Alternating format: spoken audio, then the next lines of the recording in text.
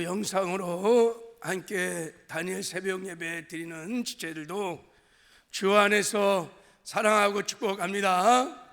큰 은혜 받으시기 바랍니다. 오늘도 어제에 이어서 십자가의 능력을 알라라는 제목으로 하나님 말씀을 이제 나눌 텐데, 우리 하나님의 사람 1단원이 십자가의 능력이에요. 그래서 어제 1과를 다뤘고 오늘은 2과부터 5과까지 내용을 다루려고 합니다. 제가 직접 교재를 가지고 훈련하는 것이 아니고 이렇게 설교식으로 우리 말씀을 좀 나누고 있어서 제가 주어진 시간만큼 이제 말씀을 나눌 거예요. 여러분들이 꼭 핸드북에 그 교재의 핵심 요약을 이렇게 옆에다 다 해놨어요. 그러니까 꼭 말씀도 듣고 그 핵심 요약을 좀 주밀하게 좀 읽으시면 좋겠습니다. 할렐루야. 자, 오늘은 십자가의 능력 2가지 말씀을 함께 나누겠습니다. 제가 알파 코스를 할 때마다 재밌는 이야기를 하나 하는데, 어느 며느리가 80세 대신 시어머니를 전도했어요. 그래서 교회를 다니게 됐는데 한 1년쯤 다니고 나서 이제 세례를 받아야 되잖아요. 그래서 세례를 받기 전에 세례 문답이 있으니까 이 며느리가 시어머니 교육을 시켰어. 교육을. 여러분, 세례 문답 중에서 가장 중요한 질문이 뭔지 아세요? 왜 예수님이 십자가에 돌아가셨는가? 이게 굉장히 중요한 질문이에요. 그래서 며느리가 시어머니에게 교육을 하는 거예요. 어머니, 목사님이 꼭 물으실 텐데 예수님이 왜 십자가에 돌아가셨습니까? 그렇게 물으면 내 죄 때문에 돌아가셨습니다. 내 죄 때문에 돌아가셨습니다 하고 꼭 대답하셔야 돼요. 어머니, 알았다. 그래도 마음이 안 놓여서 또 재교육도 시키는 거예요. 어머니, 내 죄 때문에 드디어 이제 세례를 받날 세례 문답을 하는데, 할머니, 예수님이 왜 십자가에 돌아가셨나요? 그랬더니 우리 며느리 죄 때문에 죽었습니다. 우리 며느리 죄 때문에. 그래서요, 그날 세례를 못 받고 재수했대요. 여러분, 예수님이 내 죄 때문에 십자가에 피 흘려 죽으셨다는 것을 깨닫는 것이 하나님이 주시는 최고의 은혜요, 최고의 사실은 축복입니다. 만일 교회를 다니면서 이것이 믿어지지 않아, 이것이 깨달아지지 않으면 여러분, 굉장한 심각한 문제들이 일어나기 시작합니다. 정말로 불행해지기 시작합니다.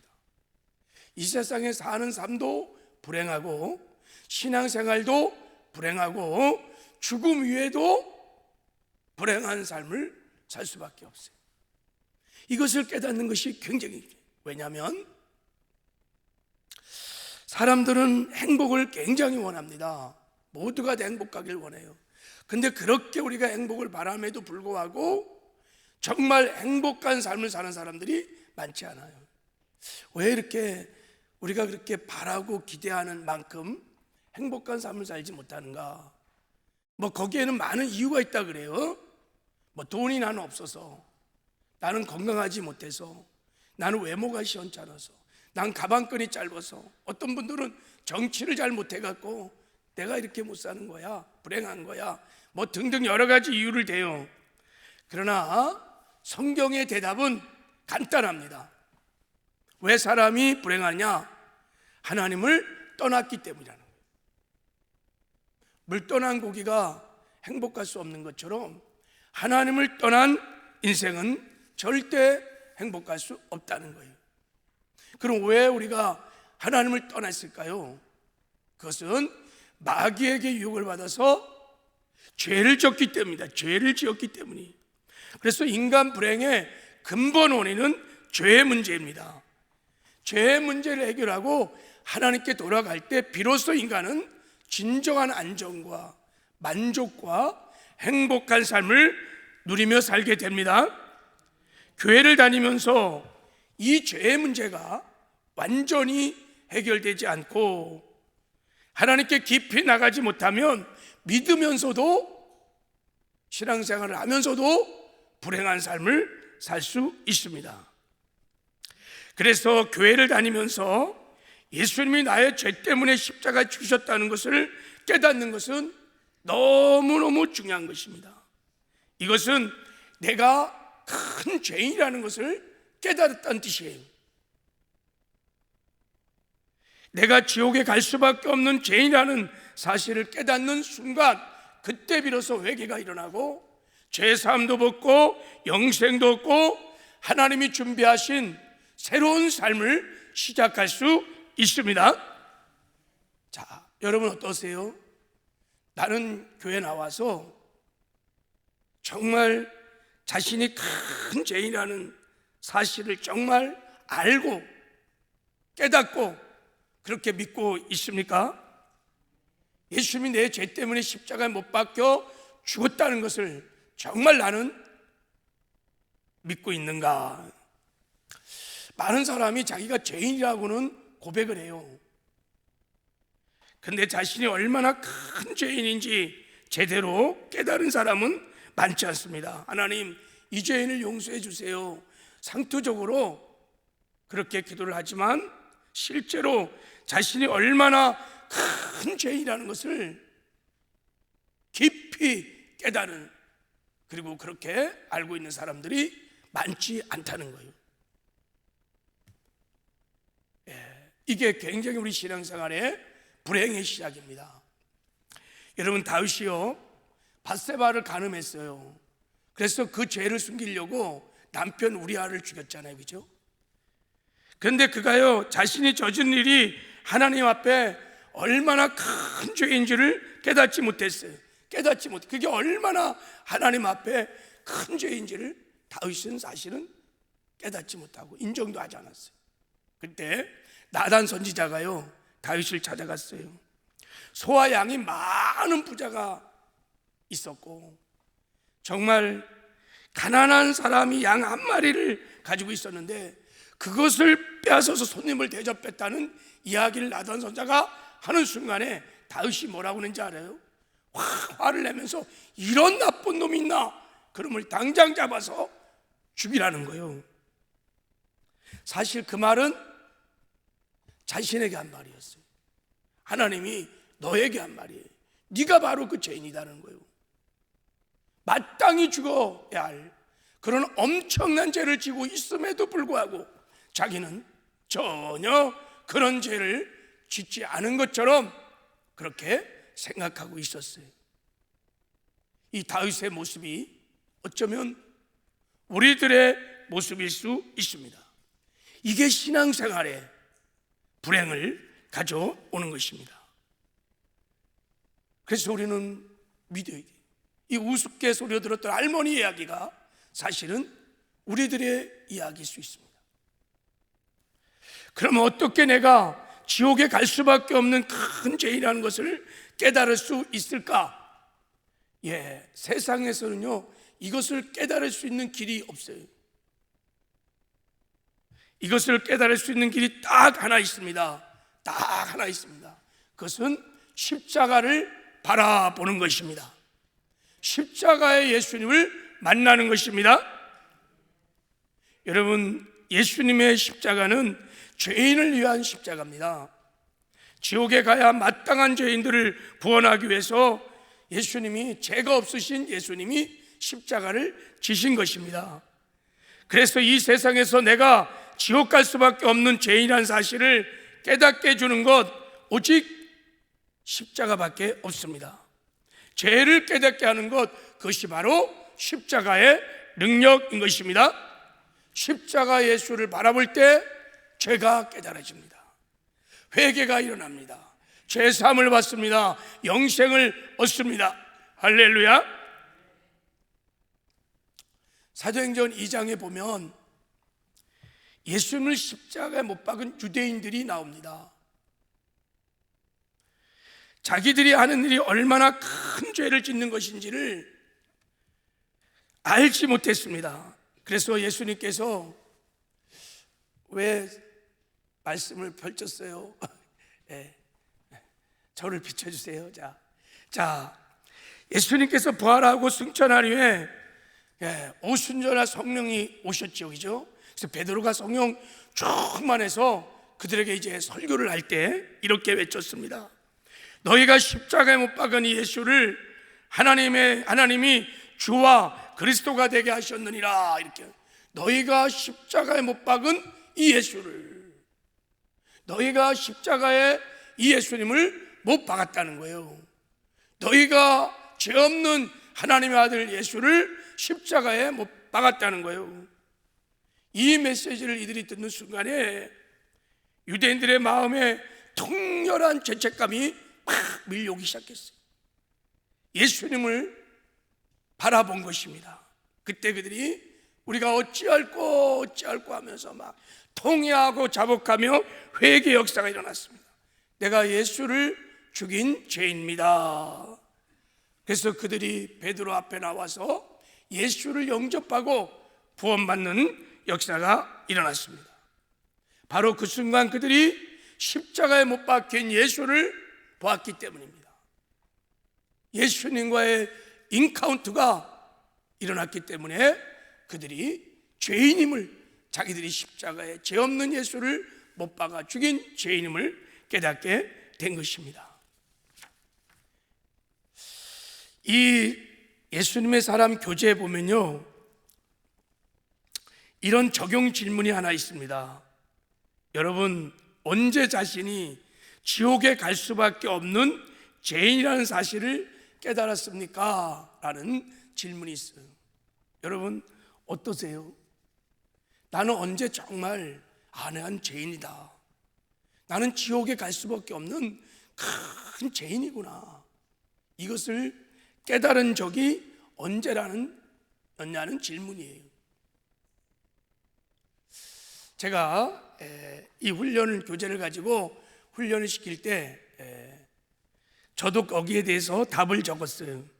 나는 언제 지옥 갈 수밖에 없는 죄인인 것을 깨달았는지 내가 죄를 깨달았던 간증을 기록했었어요. 제가 예수님 믿고요, 작은 개척교회를 섬길 때가 있었는데, 그때 그 교회에서 서달성 목사님이라고 목사님을 불러서 부흥회를 하고 있었어요. 부흥회. 제가 부흥회를 참석했는데요, 그 목사님이 유대인들의 죄에 대해서 설교를 했어요. 설교 내용은 정확히 잘 모르겠지만 그런 설교를 했어요. 그러면서 유대인들에게 빌라도가 물었습니다. 예수님을 어떻게 하랴? 그랬더니 유대인들이 십자가에 못 박아 죽이십시오, 십자가에 못 박아 죽이십시오 하고 막 외쳤어요. 그때 빌라도가 나는 이 사람의 피에 대하여 무죄하니 너희가 당하라, 너희가 당하라. 그랬더니 막 그 유대인들이 막 소리를 지르면서 그 피를 우리와 우리 자손들에게 돌리시라고, 그 피를, 그 죄값을 우리와 우리 자손들에게 돌리라고 하면서 십자가에 못 박으러 막 그랬어요. 그래서 결국은 예수님이 십자가에 못 박혀 돌아가셨죠. 그 후에 자신들이 말한 대로 그들은 어마어마한 죄의 대가를 지불하기 시작했어요. 그걸 이제 PPT로 막 보여주시는 거예요. AD 70년이 됐을 때 로마 군대가 예루살렘에 쳐들어와 갖고 예루살렘을 초토화시키고 110만 명이 그냥 학살을 당했어요. 그리고 예루살렘이 탁 포위가 돼 갖고요, 먹을 것이 없어 갖고 아기들을 그냥 삶아 먹는 일들이 막 벌어지고 9만 명이 노예로 끌려가고, 그때 이후로 전 세계로 유대인들이 흩어져 갖고 가는 곳마다 핍박을 받고 학살을 당했어요. 히틀러 당시에는 600만이 가스실에 죽어가고, 그리고 막 불에 태움을 당하고 생체 실험의 대상이 되고, 그런 그림들을 막 보여주면서 설교를 하시는데요, 제가 그 어린 나이에 설교를 들으면서 이런 마음이 들었어요. 예수님을 십자가에 못 박아 죽인 제가 야, 얼마나 무서운 죄인가, 이것이 얼마나 무서운 죄인가, 이런 생각이 저에게 들었어요. 그래서 하여간 말씀을 끝나고 막 기도를 하는데요, 제 마음에 십자가에 못 박혀 피 흘려 돌아가시는 예수님의 모습이 이렇게 나타난 거예요. 그 십자가 앞에서 예수님이 나의 죄 때문에 십자가에 못 박혀 돌아가셨는데, 예수님이 나 때문에 십자가에 돌아가셨는데, 그때 하나님, 제가 죄입니다. 제가 죄가 없으신 하나님의 아들을 십자가에 못 박아 죽인 살인죄를 졌습니다. 제가 죄입니다 하고, 제가 가장 악한 죄입니다 하고 막 통회자복 회개를 하게 되었어요. 그리고 한참 회개를 하고 나면서 주님께 물었습니다. 주님, 이 길밖에 없었나요? 주님, 이렇게 십자가에 죽어야만 했나요? 그때 제 마음에 깨달아지는 내적 음성은, 그래, 너를 살리기 위해서, 너를 죄악 가운데 구원하기 위하여 이 길밖에 없었다고. 그러면서 그 십자가 사랑이 막 밀려와서 그 은혜로 인해서 하나님께 감사의 눈물을 흘렸던 은혜가 저에게 있었습니다. 저도 그 십자가의 예수를 뵙고 내가 정말 죄인이라는 것을 깨닫게 되었습니다. 그때 진정한 회개가 있었습니다. 지금도 여러분, 우리가 십자가의 주님을 만나면 내가 얼마나 큰 죄인인지, 하나님의 아들 예수 그리스도, 내 사랑하는 주님을 십자가에 못 박은 죄인이라는 것을 십자가 앞에서야 깨닫게 됩니다. 이런 은혜가 이 새벽에 우리 모두에게 있기를 주님의 이름으로 축복합니다. 이 교재에 보면 제 유기소 목사님이 쓴 책이기 때문에 당신의 간증이 많이 나와요. 그 중에 이런 간증이 있습니다. 1983년 저는 군목으로 입관하기 위해 훈련소에 입소하였습니다. 근데 장교 훈련을 받다가 그만 고관절 부위가 부러지는 중상을 입고 국군 통합병원으로 긴급 후송되어 응급수술을 받게 되었습니다. 군의관이 엑스레이를 막 찍더니만 상태가 매우 좋지 않다고 하면서 최선을 다하겠지만 아마도 10중 8구 오른쪽 다리를 잘라야 될 것 같습니다라고 말했어요. 오른쪽 한 다리를 잘라야 되는 큰 부상이 일어난 거예요.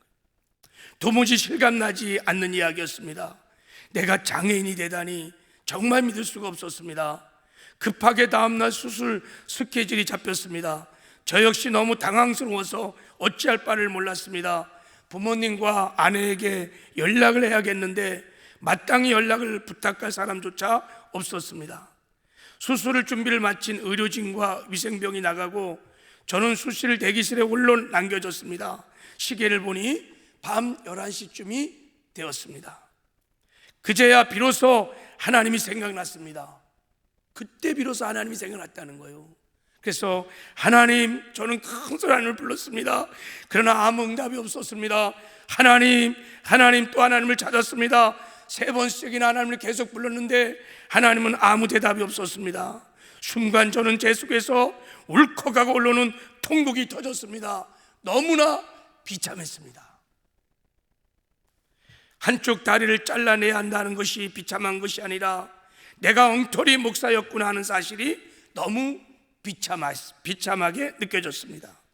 하나님을 열심히 믿고 설교도 열심히 하고 3대째 목사요, 사람들로부터 훌륭하다고 모범적이라는 칭찬을 들어온 저였습니다. 그런데 내가 그 순간 하나님을 어떻게 찾는지도, 어떻게 해야 응답을 받는지도 모르는 것이 너무나 끔찍하게 느껴졌습니다.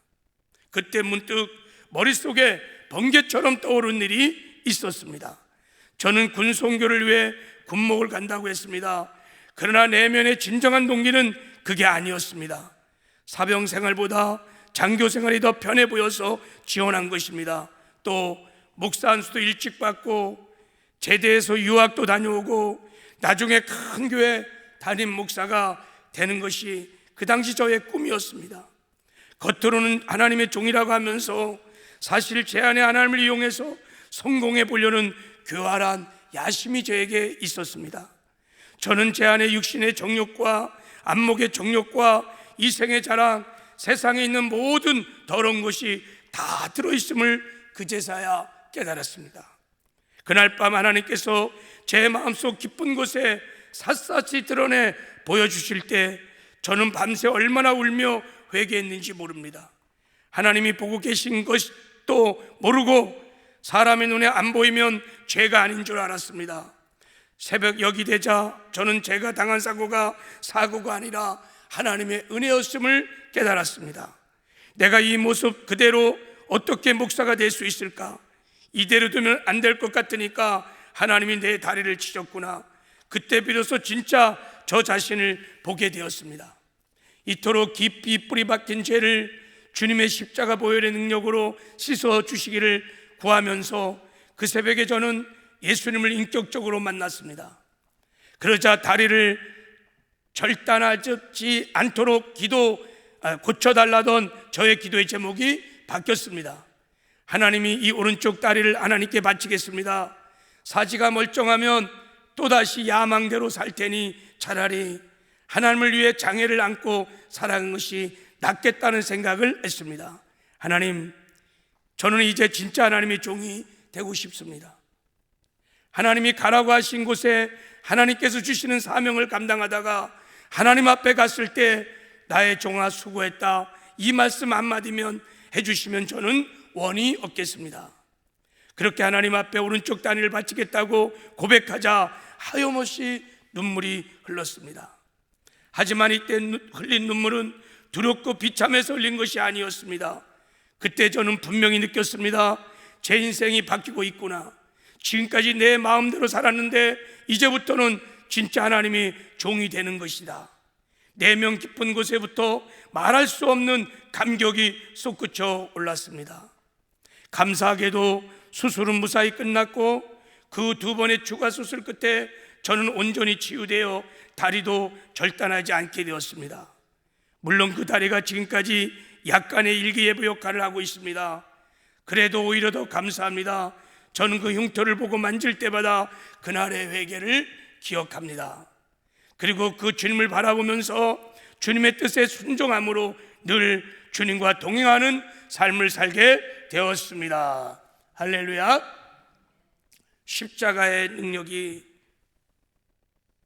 여러분 우리의 죄를 깨닫게 하는 능력인 거예요. 여러분 앞으로도 우리가 여러분 십자가 앞에 깊이 나가서 내가 죄인임을 깨닫고 통회하고 자복하고 회개함으로 깨끗한 심령으로 우리 기서 목사님처럼 날마다 주님과 동행하는 은혜가 있기를 주님의 이름으로 축복합니다.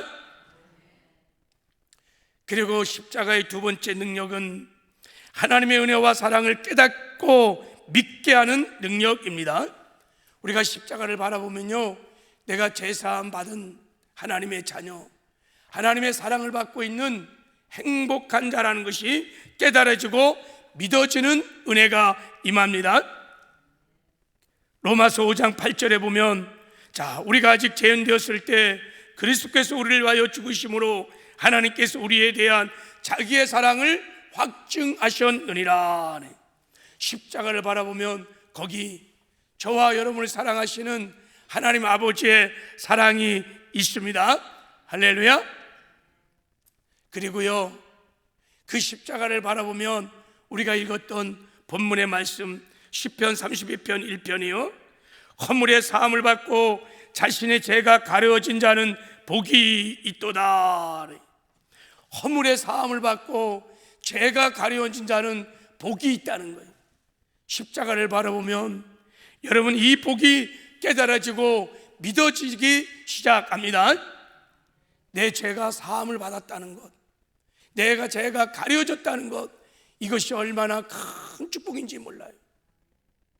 이 축복이 십자가를 바라볼 때만 깨달아지고 믿어지는 은혜가 있다는 것입니다. 할렐루야. 어느 목사님이 부활절 설교를 하셨는데 이렇게 설교를 하셨어요. 저에게 생명과 같이 소중한 것들이 있습니다. 아이들은 저를 아버지로 인정하여 존경합니다. 아내도 저를 남편으로 극진히 사랑해주며 또 다른 많은 교인들이 저를 제법 좋은 목사로 인정해 줍니다. 이것이 무너지면 제 생명과 같은 인생은 아무것도 아닙니다. 그러나 저에게 그와 같은 축복의 관계를 단번에 다 깨뜨려 볼 수 있는 죄와 허물이 있습니다. 그동안 제가 지은 죄의 10분의 1, 아니 100분의 1이라도 드러나고 공개된다면 저들은 제가 자신들의 아버지와 남편 그리고 목사라는 사실을 인정하기 싫어할지도 모르겠습니다. 제게 그것처럼 치명적인 일이 어디 있겠습니까? 저는 죄의 싹이 사망이라는 말씀에 천번만번 동의합니다. 죄의 싹은 사망이 맞습니다. 자식에게 아버지로서 존경받지 못한다면, 아내에게 남편으로서 사랑받지 못한다면, 그리고 목사로서 교인들에게 인정받지 못한다면 그것을 어떻게 살아있는 것이라고 할 수 있겠습니까? 그래서 저는 속죄의 은혜가 가장 큰 축복인 것을 믿습니다. 또 오직 의인은 믿음으로 산다는 말씀도 확실히 믿습니다. 제가 지금 바로 그 믿음으로 살기 때문입니다. 이사야 1장 18절에 보면 오라 우리가 서로 변론하자. 너희 죄가 주홍 같을지라도 눈과 같이 이어질 것이요 진홍같이 붉을지라도 양털같이 희게 되리라 하신 말씀이 맞습니다. 주홍같이 붉었던 제 죄가 정말 눈같이 되었습니다. 정말 양털같이 되었습니다. 그리하여 자녀들에게 존경받는 아버지, 아내에게 사랑받는 남편, 그리고 교인들에게 인정받는 목사가 될 수 있는 자격을 얻게 되었습니다. 여러분, 과거의 죄가 다 드러난다면 얼마나 두려운 일이 있겠습니까? 지금까지 여러분을 사랑하고 존경하는 사람들이 여러분을 어떻게 생각하겠습니까? 하나님 앞에서 어떨까요? 천국에 갔더라도 여러분이 지난 과거의 모든 기록이 다 그대로 있다면 여러분의 마음은 얼마나 괴롭겠습니까? 그러나 복음은 우리 죄가 십자가 보혈로 깨끗하게 되었다고 말씀하십니다. 허물의 사함을 받고 자신의 죄가 가려진 자는 복이 있도다. 천국에 가보면 죄가 가려지고 씻김 받은 복이 가장 큰 복임을 알게 됩니다. 그 자리에서 다른 어떤 복도 다 의미가 없습니다. 물질의 복, 건강의 복, 성공의 복이 다 귀하지만 죄사한 복보다 더 귀한 복은 없습니다. 속죄함의 은혜가 가장 큰 축복입니다. 이것이 하나님이 우리에게 베풀어 주신 최고의 은혜요 최고의 사랑인 것입니다. 여러분들 십자가를 바라보시길 바랍니다.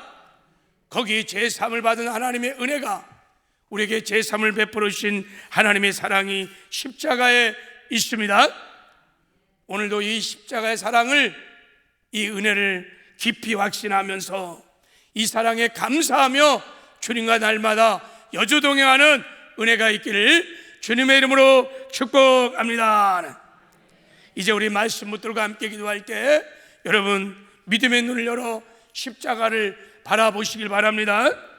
그리고 기억나게 하는 죄들을 다 통해 자복하고 회개하는 은혜도 있기를 바랍니다. 그리고 독생자 예수 그리스도까지 십자가 내어주까지 사랑하시는, 우리를 사랑하신 하나님의 사랑과 은혜를 확신하시고 그 사랑 안에서 감사의 기도도 드리시길 바랍니다. 우리 함께 주여 삼창하고 이제 통성으로 함께 우리 말씀 붙들고 기도하며 하나님께 나가겠습니다. 주여 주여